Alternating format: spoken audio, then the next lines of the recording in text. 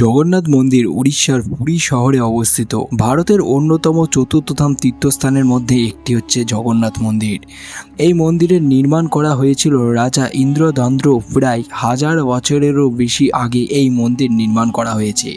তবে এটি শুধুমাত্র একটি ধর্মীয় স্থান নয়, এটি এক মহাজাগতিক শক্তি কেন্দ্র। এখানে পূজিত হন শ্রী জগন্নাথ, বলরাম ও সুভদ্রা। সবচেয়ে আশ্চর্যজনক বিষয় যেটা হচ্ছে মন্দিরের সময়ে এমন এমন কিছু ঘটনা দেখা গিয়েছে মন্দিরটাতে, যেগুলো মানুষ কেন এখনো পর্যন্ত কোনো বিজ্ঞানীরা এর সঠিক ব্যাখ্যা দিতে পারেনি। তো আজকের এই ভিডিওতে তোমাদেরকে এমন এমন কিছু তথ্য দিতে চলেছে, যে তথ্যগুলো তোমরা এখনো পর্যন্ত কোনো নিউজ চ্যানেল অথবা কোনো খবরের কোনো চ্যানেলে, কোনো কিছুতেই তোমরা, কোনো ইউটিউব চ্যানেলেই বলো, কোনো কিছুতেই তোমরা এখনও পর্যন্ত জানতে পারো নি। জগন্নাথ মন্দিরে এমন এমন কিছু ঘটনা ঘটেছিল, যে ঘটনাগুলো এখনও পর্যন্ত তোমরা কেউ জানো না। সেই সমস্ত ঘটনাগুলো নিয়ে আজকের এই ভিডিওটা হতে চলেছে, খুবই ইন্টারেস্টিং ভিডিও হতে চলেছে। তো অতি অবশ্যই ভিডিওটা সম্পূর্ণ দেখো। সবচেয়ে আশ্চর্যের বিষয় যেটা, এই মন্দিরে দিনের বেলাতেও ছায়া পড়ে না। সূর্য যেদিকেই থাকুক না কেন, মন্দিরের প্রধান গম্বুজে ছায়া কখনোই পড়বে না। বিজ্ঞানীরা আজও এর কোনো স্পষ্ট ব্যাখ্যা দিতে পারেননি। এটা কি নিছক স্থাপত্যের খেলা, নাকি ঈশ্বরের অলৌকিক শক্তির প্রমাণ, এটা এখনো পর্যন্ত কোনো বিজ্ঞানীরা জানে না। প্রতিদিন একজন পুরোহিত 45 তলা ভবনের সমান উচ্চতায় উঠে পতাকা পরিবর্তন করেন, কিন্তু আশ্চর্যের বিষয় হলো পতাকাটি সবসময় হাওয়ার বিপরীতেও ওড়ে। এটা শুধুই বাতাসের খেলা হতে পারে না। লোকেরা বলেন এখানে ঈশ্বরের ইচ্ছায় প্রকৃতি নির্মমকে অমান্য করায়, এবং কথাতে রয়েছে এখানে ঈশ্বরের ইচ্ছাই হচ্ছে যেটা প্রকৃত নিয়ম। এই নিয়ম মেনেই সমস্ত কিছু চলে, এবং প্রতিদিন এখানে রান্না করা হয় 65 প্রকার ভোগ একসঙ্গে 7টি হাঁড়িতে, একটার ওপরে আরেকটা রেখে রান্না করা হয়, কিন্তু সবার আগে রেডি হয় ওপরের হাঁড়ির খাবার। আর অবাক করা বিষয়, এত রান্না হয় তবুও কোনো ধোঁয়া বাইরে আসে না। এমন নিখুঁত তাপমাত্রা নিয়ন্ত্রণ কে করে? মন্দিরের ওপরে রয়েছে নীলচক্র নামের একটি ধাতব চক্র। এই চক্র যেদিকে থেকে দেখবেন না কেন, আপনি মনে হবে এটি আপনাকে লক্ষ্য করছে। চক্রটির ওজন প্রায় 2200 কেজি, অথচ এর ভারসাম্য এত নিখুঁতভাবে বসানো হয়েছে যে একটুকু নড়ে না। কেউ জানে না কিভাবে এত ভারী জিনিস এত উপরে তোলা হয়েছিল।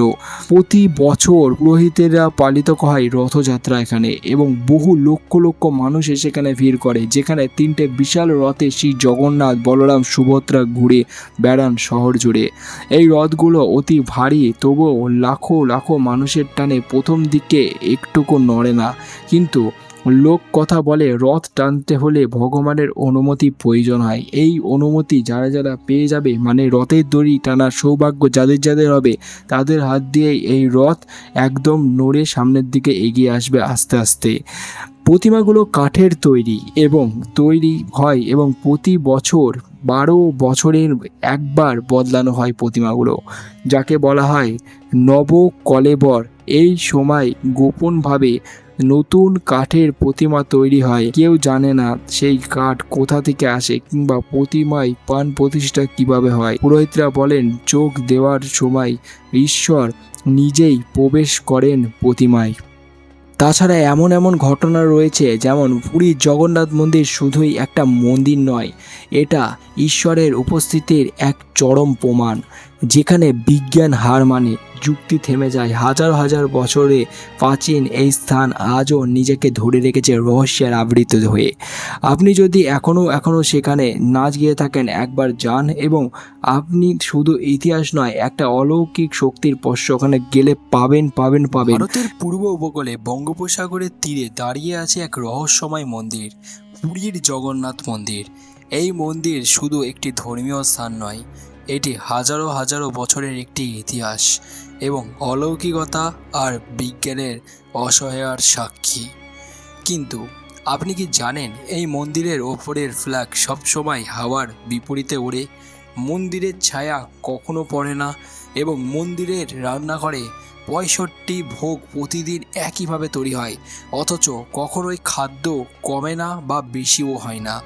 আজ আমরা জানবো এই মন্দিরের একটি অলৌকিক রহস্যময় ঘটনা, যে ঘটনাটা আপাতত এখনো পর্যন্ত তোমরা কেউই কোনো নিউজে বা কোনো ভিডিওতে জানতে পারোনি কি ঘটনা আছে এই মন্দিরের পেছনে। এবং কিছু বিশেষজ্ঞরা বলেছে যে এই মন্দিরের পেছনে আরও কিছু দিক রয়েছে, ইঙ্গিত পাওয়া যাচ্ছে, যেটা পৃথিবীর পক্ষে সাধারণ মানুষের পক্ষে যেটা খুবই একেবারেই খারাপ হতে চলে। জগন্নাথ মন্দির নির্মাণ করা হয়েছিল 12তম দশকে রাজা অন্তত বর্মা চুক গঙ্গদেবের আদেশে। পুরাণ অনুযায়ী এই স্থানেই শ্রীকৃষ্ণ তার দেহত্যাগ করেছিল এবং তার অবশেষে আজও গোপনে রাখা আছে মন্দিরের নীল চক্রের নিচে। তো বন্ধুরা, শ্রীকৃষ্ণের যে সেই ফানের যে হৃৎপিণ্ড সেটা মন্দিরের নিচে এখনও পর্যন্ত গোপনেই রাখা রয়েছে। সেটা এখনও পর্যন্ত কেউ দেখেনি এবং কাউকে ওটা দেখানো যাবে না, এবং মন্দিরে সেটা রয়েছে বলে অনুমান। মন্দিরের উচ্চতা 65 মিটার এবং মন্দিরের মাথায় আছে 20 ফুট দীর্ঘ এক ধাতব চক্র, যাকে বলা হয় নীল চক্র। বিশেষ ব্যাপার হচ্ছে এখানে যখন থেকেই আপনি এই চক্রের দিকে তাকান না কেন, যেদিক থেকেই আপনি এই চক্রের দিকে তাকান না কেন, মনে হবে সেটি আপনার দিকেই ঘুরছে। এটা হচ্ছে এই যে পতাকার সেটার বিশেষত্ব। এই মন্দিরের স্থাপত্য গঙ্গা এবং চালুক্যে স্টাইলে বানানো হয়, যার সাথে বহু গোপন টানেল এবং রুম আর সিস্টেম যুক্ত আছে। পতাকা ওড়ে হাওয়ার বিপরীতে। সাধারণভাবে হাওয়া যেদিকে যায় ফ্ল্যাগ সেদিকে ওড়ে, কিন্তু জগন্নাথ মন্দিরের পতাকা সবসময় হাওয়ার ঠিক উল্টো দিকে ওড়ে। এই ঘটনা আজও বিজ্ঞান ব্যাখ্যা করতে পারেনি। মন্দিরের ছায়া নেই। দিনের যে কোনো সময় দাঁড়িয়ে থাকুন না কেন, যেখান থেকেই আপনি কখনোই মন্দিরের ছায়া দেখতে পাবেন না। এটা কি সত্যি স্থাপত্যের নিখুঁততা এবং নাকি ঈশ্বরের কৃপা? রান্নাঘরের রহস্য সেটা হচ্ছে 65 রকম ভোগ প্রতিদিন বানানো হয় 8টি হাঁড়িতে। ওপরের হাঁড়ি আগে রান্না হয় নিচের পরে, কিন্তু প্রতিদিন সবার জন্য ঠিক পরিমাণ খাবার হয়। একদিনও কম অথবা বেশি রান্না হয় না। পাখি ও বিমান নিষিদ্ধতা। পুরী মন্দিরের ওপর দিয়ে এখনও পর্যন্ত কোনো পাখি পর্যন্ত উড়ে যেতে পারেনি এবং আকাশপথে বিমান চলাচল নিষিদ্ধ রয়েছে এখানে, কারণ এই এলাকায় এই ধরনের ম্যাগনেটিক ফিল্ড রয়েছে যা আজও রহস্য। চক্র রহস্য। নীল চক্রকে যে কোনো দিক থেকেই দেখলে মনে হবে এটি আপনাকেই দেখছে।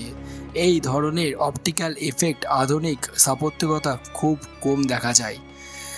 সাগরের আওয়াজ হারিয়ে যায় মন্দিরের ভেতরে, কারণ মন্দিরের সিংহদ্বারে ঢোকার সাথে সাথেই আপনি আর সাগরের ঢেউয়ের শব্দ শুনতে পাবেন না, কিন্তু এক কদম বাইরে এলেই সেই গর্জন শুনতে পাবেন সমুদ্রের। এবং এই শব্দ প্রতিরোধ ব্যবস্থা কি আদিকালের সাউন্ড ইঞ্জিনিয়ারিংদের? প্রশ্ন হচ্ছে এখানেও। রথযাত্রার বিভিন্ন রহস্য, যেগুলো হচ্ছে বিশ্বের একমাত্র উৎসব রহস্য রথযাত্রার, যেখানে ঈশ্বর মন্দির ছেড়ে বাইরেই আসেন ভক্তদের কাছে। 3টে বিশাল রথ টানা হয় এবং এই দিন শহর জুড়ে আধ্যাত্মিকতার জোয়ার ঘটে। কাঠের বিঘ্নিত পরিবর্তন। প্রতি 12 থেকে 19 বছর পর পুরনো জগন্নাথ বিঘ্নিত হলে তারপর নতুন কাঠের পুনঃপ্রতিষ্ঠিত করা হয় এবং পুরনো বিগ্রহকে গোপনে সমাধিস্থ করা হয়। এই সময়ে কোনো পুরোহিত বা সাধারণ মানুষ বিগ্রহ দেখতে পায় না, এমনকি পুরোহিতরাও তাদের অচেতন হয়ে যায়। অনেক বিজ্ঞানীরা চেষ্টা করেছেন এই রহস্যগুলোর ব্যাখ্যা দিতে। কেউ বলেছে এটা বিশেষ দিক নির্দেশনা ভিত্তিক স্থাপত্য, আবার কেউ বলেছে এটি একটি শক্তিশালী চৌম্বক ক্ষেত্রের ফল। কিন্তু সবচেয়ে আশ্চর্যের বিষয়, আধুনিক প্রযুক্তি ড্রোন বা স্যাটেলাইটের দিকেও এই কিছু রহস্য ধরা যায়নি। কিন্তু বিশেষ করে রান্নাঘরের রহস্য এবং ছায়াহীনতা আজও একটি অমানসিকতার প্রশ্ন রয়েছে। নাসা এর কিছু বিজ্ঞান প্রয়োজন করেছিল, যেরকম হচ্ছে নাসার কিছু বিজ্ঞানী প্রজন্ম এই স্থানে আগ্রহ দেখিয়েছেন এটা রহস্য বার করার জন্য। তাদের মতে এখানে এমন কিছু শক্তির অস্তিত্ব আছে যা এখনও মানুষের অজানা। যখন বিজ্ঞান হার মানে তখন শুরু হয় বিশ্বাসের পথ। জগন্নাথ মানে বিশ্বের ঈশ্বর। পুরীর এই মন্দির শুধু একটি তীর্থ নয়, এটি ভারতীয় সংস্কৃতি, ধর্ম এবং আত্মার একটি বিশাল সাক্ষী। প্রতি বছর লাখ লাখ মানুষ এখানে আসেন এবং একবার দর্শক লাভের আশায় তারা বলেন এখানে এলেই এক অদ্ভুত শক্তি অনুভব করা যায়, এমন শক্তি যা হৃদয়ে অনুভব করা যায়, ব্যাখ্যা নয়। এই মন্দিরের রহস্যময় যে আসলে ঈশ্বরের ব্যবধান নাকি এগুলো প্রাচীন বিজ্ঞান যা আজকের পৃথিবীকে বুঝতে পারছে না। তো আপনার মতে কি বলে কমেন্টে অবশ্যই জানাতে ভুলবেন না। তো বন্ধুরা, পুরীর এই রহস্যময় মন্দিরের পেছনে যে রহস্য সেটা গম্ভীর রহস্যই থেকে গেছে এবং চিরকালই সেটা গম্ভীর রহস্য থাকবে কিনা সেটা বিজ্ঞানীরা দেখবে। এবং এগুলো সমস্ত কিছু আপডেট, যত রহস্যময় সমস্ত কিছু আপডেট যদি তোমরা পেতে চাও তো অবশ্যই আমাদের চ্যানেলটি সাবস্ক্রাইব করে বেল আইকন বাজিয়ে রাখবে। এরকম অনেক তীর্থস্থান রয়েছে, সেই সমস্ত জায়গা তোমাদেরকে আমি ঘুরে দেখাবো এবং সেই সমস্ত জায়গার রহস্যগুলো আমাদের এই চ্যানেলের ভিডিওতে তোমরা পাবে। তো অতি অবশ্যই আমাদের এই চ্যানেলটিকে সাবস্ক্রাইব করে বেল আইকন বাজিয়ে রাখবে। Thank you for watching this video.